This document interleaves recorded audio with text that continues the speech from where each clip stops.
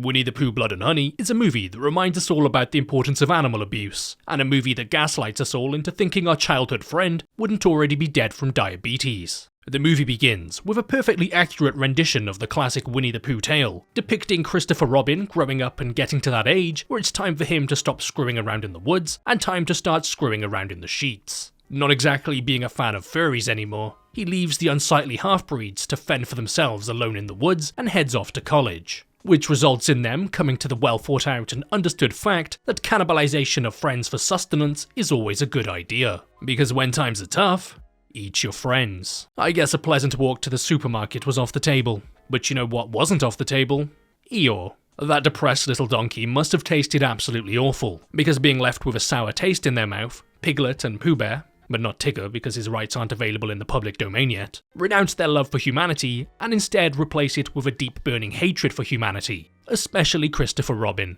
Ooh, children. 5 years pass and Christopher returns with his fiancée Mary, so he can prove to her that he's not severely mentally ill and there really is a race of bizarre humanoid abominations from his childhood currently living in the woods. Sounds like an average British primary school. After finding their cabin and a disturbing picture of Christopher, much like the average podcast bro with an expensive mic and mummy issues when faced with facts and logic, hide in the corner in sheer terror after someone enters the room. This average horror movie then decides to copy another average horror movie as they recreate a scene from the original Wrong Turn movie and are forced to stay hidden until whoever entered the room has fallen asleep. After making it back outside of the house, Mary is then immediately grabbed from behind by Piglet. And by grabbed from behind by Piglet, I mean grabbed from behind by some random dude in a mask. I think Christopher might have just been hanging out in the woods with a bunch of schizophrenics as a child. Piglet breaks Mary's neck right in front of Christopher as he just kinda goes, "Oh no, don't do that." He's then confronted by the big yellow Pooh himself and dragged into a cave to be shown Eeyore's consumed remains, before they decide to have a little catch-up after all of these years away, which only involves a little bit of self-immolation. We then see a woman named Maria attending a therapy session because she watched one too many Big Will videos, as well as having a non-consensual biggest fan. Ah yeah, I remember this Winnie the Pooh story. Winnie the Pooh and the perverted stalker.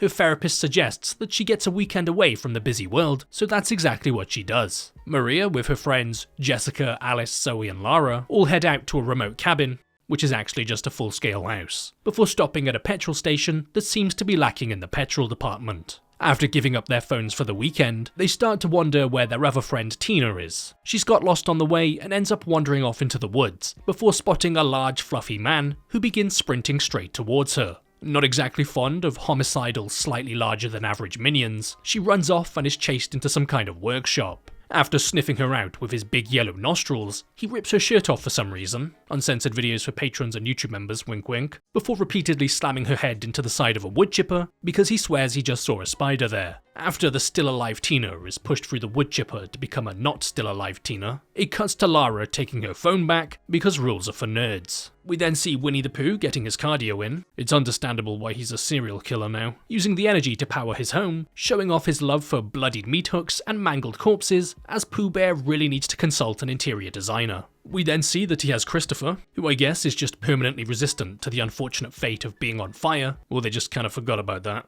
And Pooh begins to think about all of the memories that they had together as children, which brings a tear to his eye. But Pooh takes the toxic masculinity approach by smashing absolutely everything, because feelings are gross. He then proceeds to whip him with what I presume is Eeyore's tail, before placing his fiancée's mangled corpse right in front of him, because Pooh's just a funny guy like that. And while going out for a midnight stroll with the love of his life, Pooh hears music coming from somewhere in the forest, and being an avid hater of all things music, decides that it must die. One Starbucks Frappuccino away from being in full basic white girl mode, Lara's taking selfies in the hot tub when she notices a big Pooh in the background. And despite being told about her friend's recent stalker scenario, instead of doing literally anything, she decides to do literally nothing. Knowing full well that she's out in the countryside, miles away from anyone else, after seeing someone who clearly shouldn't have been there, she decides to close her eyes and imagine a nice scenario where she isn't brutally ended. But she must have not had the right energy crystals or whatever, as she proceeds to be grabbed from behind, so she can indeed be brutally ended. She wakes up face down on the ground and looks up to see a car's headlights pointed directly at her. Piglet stands on her back, using a sledgehammer to hold himself up, because I guess all of this killing is really hard work. Pooh then slowly begins to accelerate and stops right as the wheel is on her head, causing her eye to pop out of its socket, shortly followed by the head popping out of existence. Maria and Jessica head outside to investigate the unusual sound of someone's skull popping open before coming across Lara doing her best impression of a headless horseman, just, without the horse. And after heading back inside, they then find "Get Out" written on the windows in blood, because I guess Pooh and Piglet must be really big fans of Jordan Peele, before not being given a single opportunity to get out. Sending mixed signals much? After seeing Pooh walk past with a machete, the power goes out, and in the most unrealistic part of the movie yet, living in a country that requires you to have a license to watch your own TV, Maria suddenly remembers that she's got a gun upstairs. I've got a gun. And by a gun, I mean she's got an anti-aircraft weapon. Get caught with that in the UK and you'll do more time than Pooh and Piglet combined. While trying to close the back door to stop these creatures, who definitely aren't just two guys in masks, from entering the house, Alice is knocked to the ground by Piglet, while Zoe thinks now is as good a time as any to jump in the pool for a dip. Piglet, thinking that sounds like a great idea too, gets in the pool with her and begins swinging his sledgehammer, apparently being more fond of using it to create cool looking waves in the pool, as he misses every time. Until he doesn't. And Alice watches as Zoe's internal liquids change the colour of the pool water. Maria and Jessica then find Zoe with an extra hole in her face and assume that she's just taking a power nap as they watch the murderous pair leave with Alice. Alice wakes up, restrained to some kind of device looking like it's used for activities Jesus wouldn't approve of, and Pooh walks over to her looking as if he's just given his girlfriend the best night of her life, before slapping Alice across the face because he hates women. Maria and Jessica then find Alice and immediately free her, before hearing a woman scream in the distance and deciding that instead of just leaving and coming back with the authorities, they're going to save her themselves. They come across Christopher strung up, meaning that he either has an incredibly feminine scream, or that there's someone else here too.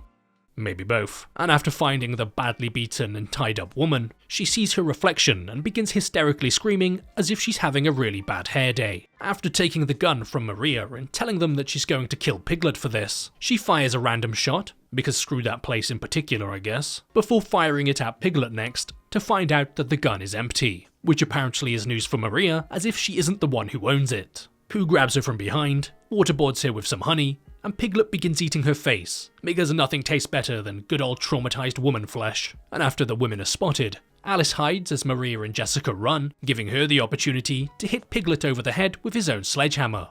And not learning from the mistake that she literally just witnessed, she doesn't immediately kill Piglet, instead decides to restrain him and punch him in the face. But after deciding that she's had enough fun torturing poor defenseless farm animals, she finishes him off with a sledgehammer blow, causing Pooh to return after hearing Piglet's screams. He lifts her up by the throat and slowly forces his machete into her mouth, because it would seem that his biggest inspiration is another tall beast with a fondness for masks. Maria and Jessica then find the owner of that petrol station that has no petrol driving down the road with some of his buddies, and after seeing the terrified women, they decide to try and deal with Pooh. Keyword being try. They repeatedly beat him with crowbars, sledgehammers, bottles, and a baseball bat that they have for some reason in the middle of England, before Pooh decides that he's had enough of this minor annoyance. He slaps a man's face half off, crushes another's skull, slashes one's neck, and sends his horde of bees after the final one who tries to flee, because I guess he's got magical bee superpowers now as well. After taking the men's car and running over Pooh, he grabs onto the back and pulls himself up, so Maria slams onto the brakes, which only really serves to concuss herself, giving Pooh the opportunity to misinterpret the meaning behind picking up chicks, and quite literally pick up a chick.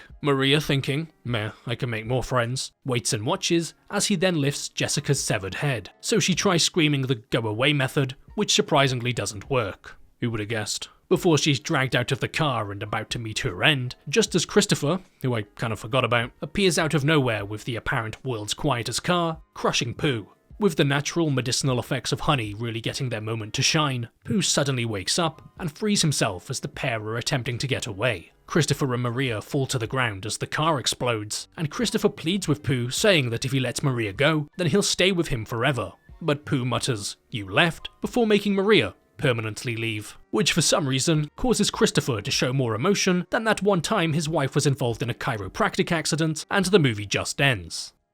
No, seriously, everyone dies, Chris does a cry, and the movie finishes. Kinda like this video. Before we finish up, I'd like to just give a massive shout out to all YouTube members and patrons, the people who every month support this channel, despite YouTube making it apparently obvious that they're not that fond of the type of content I make. As well as just generally supporting, you'll also get access to the private Discord server, as well as access to all uncensored videos going forward. So starting off with this week's new YouTube members, a big thank you to Caleb Bush, Thomas Stewart, Bastian Heidal Films, Kerr Wellen, Jada, Audi XS, Ackley Melanchuk, Retord, The Terrifier, Ghoul Gov, Not Kellen, Lisa, Bobcat529, Rick Bentz, Ryan Donegan, Abdi Roof, and Donovan Kenny. And moving over to this week's Patreon signups, a big thank you to TMG19, Tyler Wilson, Renza, Possibly a Mistake, That Psycho Yandia, Satisfied Customer, Tim, Gfee, Sadi Shanane, MDL404, Harry Pinty, Kinezic, Adam Solomon, Carla Saita, Noah Cash, Lila, David Katter, Kai Joshua Hurst, Con, Meeks, Hunter Small, Keeley, Finn Schroeder, Alchemy Pot, Evolved, Broseph Stalin, Victor G, Declan McKee, Eno, and 69 cents. So once again, a massive thank you to all YouTube members and patrons, and a huge thank you to everyone else for watching.